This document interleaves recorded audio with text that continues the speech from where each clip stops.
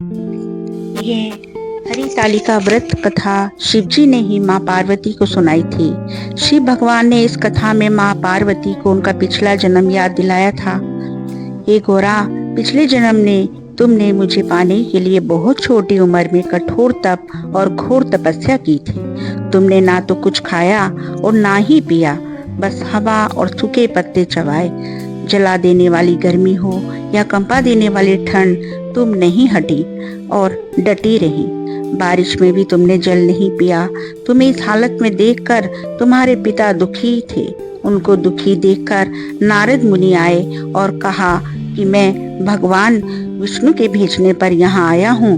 वह आपकी कन्या की से विवाह करना चाहते हैं। इस बारे में मैं आपकी राय जानना चाहता हूँ।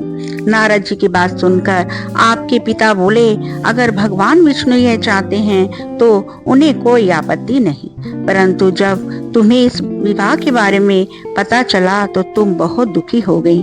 तुम्हारी एक सहेली ने तुम्हारे दुख का कारण पूछा तो तुमने कहा कि मैंने सच्चे मन से भगवान शिव का वर्ण किया है, किंतु मेरे पिता ने मेरा विवाह विष्णु जी के साथ तय कर दिया है। मैं विचित्र धर्म संकट में हूँ। अब मेरे पास प्राण त्यागने के अलावा कोई भी उपाय नहीं बचा। तुम्हारी सखी बहुत ही समझदार थी।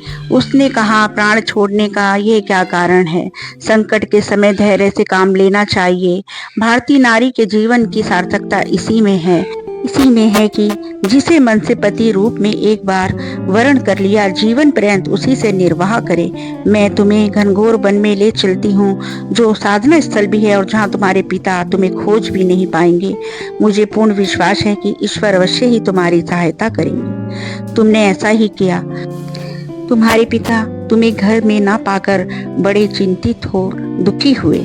उधर तुम्हारी खोज होती रही। उधर तुम अपनी सहेली के साथ नदी के तट पर एक गुफा में मेरी आराधना में लीन रहने लगी। तुमने रेत के शिवलिंग का निर्माण किया। तुम्हारी इस कठोर तपस्या के प्रभाव से मेरा आसन हिल उठा और मैं शीघ्र ही तुम्हारे पास पहुंचा और तुमसे वर मांगने को कहा।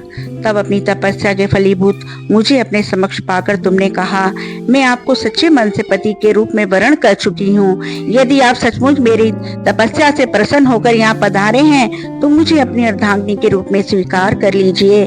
तथा तब आपने कैलाश पर्वत पर लौट आए। उसी समय गिरिराज अपने बंधु बांधवों के साथ तुम्हें खोजते हुए वहां पहुंचे। तुमने सारा वृतांत बताया और कहा कि मैं घर तभी जाऊंगी अगर आप महादेव से मेरा विवाह करेंगे। तुम्हारे पिता मान गए और उन्हें हमारा विवाह करवाया। इस व्रत का महत्व यही है कि मैं इस व्रत को पूर्ण निष्ठा से करने वाली प्रत्येक स्त्री को मनवांछित फल देता हूँ। इस